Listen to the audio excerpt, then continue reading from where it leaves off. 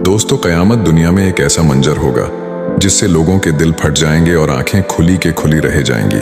लेकिन हुजूर पाक सल्लल्लाहु अलैहि वसल्लम ने बहुत सी निशानियां हमको क़यामत के आने से पहले ही बता दी थीं। आज हम उन्हीं निशानियों में से एक निशानी के बारे में बात करने वाले हैं। ये एक ऐसी हदीस है जो आपको सोचने पर मजबूर कर देगी। क्या कोई पैगंबर 1400 साल पहले ऐसी प्रोफेसी कैसे कर सकता है? चलिए आज इसी के बारे में जानते हैं। आपने फरमाया, जब बैतुल मुकद्दस फलेगा फूलेगा तब मदीना बर्बाद होगा, और जब मदीना बर्बाद होगा तब दुनिया में एक बहुत बड़ी जंग का आगाज होगा। इससे मुराद जब यहूदी मस्जिद अक्सा और गुंबद सखरा को गिराकर थर्ड टेम्पल को ईजाद करेंगे तब ये दुनिया के लिए तबाही है। उसके बाद मदीना बर्बाद होने लगेगा। जब मदीना बर्बाद होगा तो इस दुनिया में एक जंग होगी जिसमें नबी करीम सल्लल्लाहु अलैहि वसल्लम ने फरमाया, ये एक ऐसी जंग होगी जिसमें लोगों के गोश्त के चिथड़े उड़ेंगे। ये जंग 80 यूरोपियन कंट्रीज और मुसलमानों के बीच मुल्क शाम के अमाकंस और दाबिक नाम की जगह पर लड़ी जाएगी। सीरिया में आज भी ये जगह मौजूद है जो सिर्फ दूर दूर तक एक खाली मैदान है। इस जंग को एक गहराई के साथ समझते हैं। आज नेतो में जो मुल्क शामिल हैं उनकी संख्या तकरीबन 32 है। ऐसा माना जाता है कि यही संख्या तकरीबन आगे चलकर 80 हो जाएगी। नेतो के हर एक देश के पास 12,000 की फौज होगी जो कुल मिलाकर 10 लाख लोगों का लश्कर बनता है। ये दुनिया का आज तक का सबसे बड़ा लश्कर होगा। जब ये लश्कर यूरोप से चलेगा तो ये सबसे पहले इस्तांबुल यानी कुस्तुनतुनिया में एंटर होगा, जिसको ये फतह कर लेंगे। उसके बाद ये लश्कर मुल्क शाम के अल-अमाक और दाबिक नाम की जगह पर जाकर मुसलमानों को चैलेंज करेगा। जब मुसलमानों को इस बात की खबर होगी तो सबसे पहले मदीना से एक लश्कर इनसे जंग करने के लिए निकलेगा।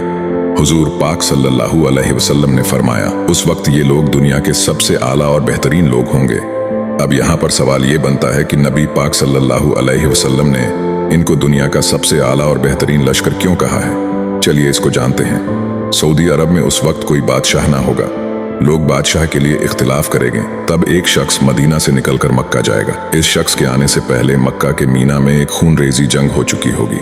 जब लोगों को पता चलेगा कि कोई शख्स मदीना से निकलकर मक्का आया है तो लोग उसके अखलाक देखकर उसको अपना इमाम चुन लेंगे और लोग उनके हाथ पर बैत करेंगे। लेकिन वो शख्स इस बैत को पसंद नहीं करता होगा।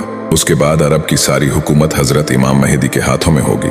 अबू सुफियान का एक लश्कर हजरत इमाम महदी को मारने की नीयत से आएगा, जिसको अल्लाह ताला बीच रास्ते में ही जमीन में धंसा देगा। जब हजरत इमाम महदी अरब से निकलेंगे तो उसके साथ एक फौज होगी जिसमें सबसे बेहतरीन और आला दर्जे के इंसान होंगे। हजरत इमाम महदी की खबर सुनकर खुराशान से फौजें चलेंगी जिनके पास सिया झंडे होंगे, और वो फौज हजरत इमाम महदी के लश्कर में जाकर मिल जाएगा। उसके बाद मुसलमान फौज के 3 हिस्से होंगे।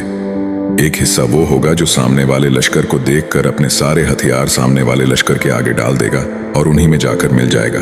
आपने फरमाया, ये दुनिया के अब तक के सबसे बदतरीन लोग होंगे। उसके बाद मुसलमान फौज का एक लश्कर शहीद हो जाएगा। आपने फरमाया, ये दुनिया में अब तक के सबसे बेहतरीन शहीद होंगे। अब मुसलमान फौज का सिर्फ एक लश्कर बाकी होगा जिनको अल्लाह ताला फतेह देगा। उसके बाद ये लश्कर दोबारा से कुस्तुनतुनिया को फतह करेगा। जब ये लश्कर कुस्तुनतुनिया को फतह कर चुका होगा तब शैतान आवाज लगाएगा, तुम यहाँ जंग कर रहे हो, उधर दज्जाल तुम्हारे घरों में दाखिल हो चुका है। लेकिन ये बात उस वक्त झूठी होगी। उसके बाद ये लश्कर वापस अपने जगह पर लौट रहा होगा तो मुल्क शाम में दज्जाल सचमुच इनका रास्ता घेर लेगा और अब एंट्री होगी हजरत ईसा इब्ने मरियम की।